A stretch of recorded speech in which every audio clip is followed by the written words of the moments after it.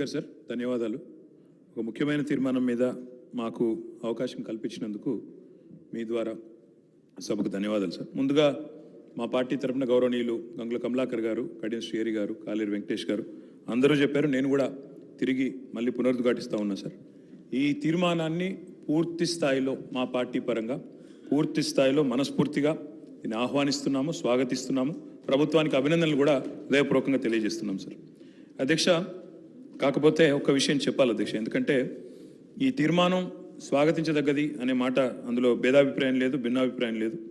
మా నాయకులు, ప్రతిపక్ష నాయకులు, గౌరవ పెద్దలు, తెలంగాణ తొలి ముఖ్యమంత్రి కేసీఆర్ గారు ఈరోజు కాదు అధ్యక్ష, 2004 డిసెంబర్ 17 నాడు ఆనాడు UPA 1 గవర్నమెంట్లో కేంద్ర మంత్రిగా ఆనాడు వారు ఇక్కడ మన రాష్ట్రంలో ఆనాడు ఉమ్మడి ఆంధ్రప్రదేశ్ రాష్ట్రంలో ఉండే బలహీన వర్గాల సంక్షేమం కోసం పోరాడే ఆర్ కృష్ణయ్య గారు, వకులాభరణం కృష్ణమోహన్ రావు గారు ఇట్లాంటి పెద్దలందరినీ కూడా తీసుకొని ఆనాటి అప్పటి ప్రధానమంత్రి గౌరవనీయులు మన్మోహన్ సింగ్ గారి అపాయింట్మెంటు వారు కోరినారు సార్. ఎందుకంటే బలహీన వర్గాల సమస్యల మీద మాట్లాడాలి, సమయం ఇవ్వండి అని కోరితే ప్రధానమంత్రి గారు ఒక 5 నిమిషాలు సరిపోతుందా అని అడిగినారు.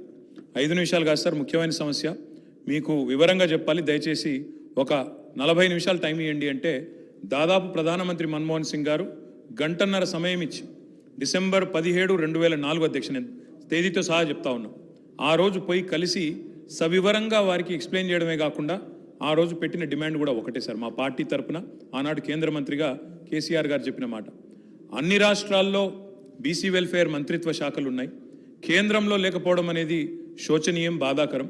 కాబట్టి ఓబీసీ వెల్ఫేర్ మినిస్ట్రీ ఖచ్చితంగా పెట్టండి ఆనాడు ఒక సహచర మంత్రిగా ఆ రోజు కేసీఆర్ గారు ప్రధానమంత్రి గారిని ఇక్కడ నుంచి మొత్తం సోదరులందరినీ కూడా తీసుకొని పోయి ఆ రోజు డిమాండ్ చేసిన విషయాన్ని కూడా నేను గుర్తు చేస్తా ఉన్నా అధ్యక్ష. ఆ రోజు డిమాండ్ చేయడమే కాదు, ముఖ్యమంత్రిగా ఆనాడు తెలంగాణలో 2014 తర్వాత ఒకసారి కాదు అధ్యక్ష, 2 సార్లు తీర్మానాలు కూడా చేసి పంపించినాము.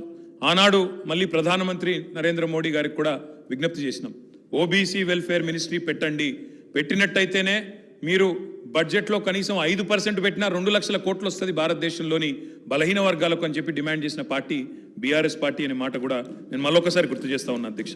అధ్యక్ష, ఈ తీర్మానాన్ని స్వాగతిస్తూనే కేవలం 2 విషయాలు మాత్రం గౌరవ మంత్రి గారి దృష్టికి, ప్రభుత్వ దృష్టికి నేను తీసుకొని పోవాలనుకుంటున్నాను సార్. అధ్యక్ష, ఏ కార్యక్రమం చేపట్టినా ఇప్పుడే గౌరవనీయులు గంగుల కమలాకర్ గారు ఒక మంచి మాట చెప్పారు. బీహార్లో ఈ ప్రయత్నం చేసినారు, అక్కడ జనరల్ అడ్మినిస్ట్రేషన్ డిపార్ట్మెంట్ ద్వారా GAD ద్వారా అక్కడ ఈ కార్యక్రమాన్ని వారు ప్రయత్నం కూడా చేసినారు. ఆనాడు JDU కాంగ్రెస్ పొత్తులో ఉండే అనుకుంటా, అక్కడ ప్రయత్నం RJD పొత్తులో ప్రయత్నం చేసినారు. కానీ దురదృష్టవశాత్తు న్యాయపరమైన చిక్కులు రావడం వల్ల మొత్తం ప్రక్రియ ఆగిపోయింది. 500 కోట్లు బడ్జెట్లో పెట్టినప్పటికీ మొత్తం కార్యక్రమానికి విఘాతం కలిగి ఈరోజు ఎటు కాకుండా త్రిశంకు స్వర్గంలో వేలాడుతూ ఉన్నది. కాబట్టి నా విజ్ఞప్తి, మా అందరి విజ్ఞప్తి, మా పార్టీ తరఫున కూడా ప్రభుత్వానికి నేను చేసే విజ్ఞప్తి అధ్యక్ష, ఈ కార్యక్రమం ఫలవంతం కావాలి అంటే మీరు తదుపరి మీరు చెప్పిన BC డిక్లరేషన్లోని ఆ అంశాలన్నీ కూడా అమలు కావాలని మనస్ఫూర్తిగా ఆశిస్తూ, ఆకాంక్షిస్తూ ఇది ఫలవంతం కావాలి అంటే ఒక పని చేయాలి అధ్యక్ష. దయచేసి శాసనసభను పొడిగించండి, ఇంకా 2 రోజులు పొడిగించండి, బిల్లు ప్రవేశపెట్టండి. చట్టబద్ధత ఉంటేనే ఈ కార్యక్రమం ఫలవంతం అవుతుంది తప్ప లేకపోతే విఫలం అవుతుంది సార్. ఇంకొక మాట కూడా సార్, ఇప్పుడు జస్టిస్ రాజేందర్ కుమార్ సచార్ గురించి కూడా గౌరవ ముఖ్యమంత్రి గారు చెప్పినారు అధ్యక్ష. జస్టిస్ రాజేందర్ కుమార్ సచార్ కమిటీ ఏర్పాటులో కూడా మా పాత్ర ఉంది, మా నాయకుడు కేసీఆర్ గారి పాత్ర ఉంది. ఆ రోజు UPAలో కేంద్ర కేబినెట్లో వారు ఉన్నప్పుడే ప్రతిపాదన కూడా తీసుకొచ్చాం. ఇప్పుడు ఎందుకు చెప్తా ఉన్నా ఈ మాట అంటే జ్యుడిషియల్ శాంక్టిటీ కానీ అధ్యక్ష, ఒక్క నిమిషం మీరు చెప్పాలి, చెప్పింది దాని మొత్తం అధ్యక్ష చెప్పండి సార్, అధ్యక్ష.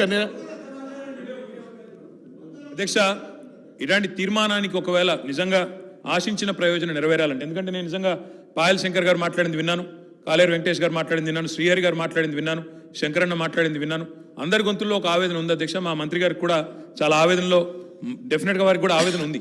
ఈ సెక్షన్కి లాభం జరగాలి, ముఖ్యంగా బలహీన వర్గాలకు లాభం జరగాలి, బీసీలకు లాభం జరగాలనే ఆకాంక్ష స్పష్టంగా పార్టీలకు అతీతంగా అందరిలో ఉంది.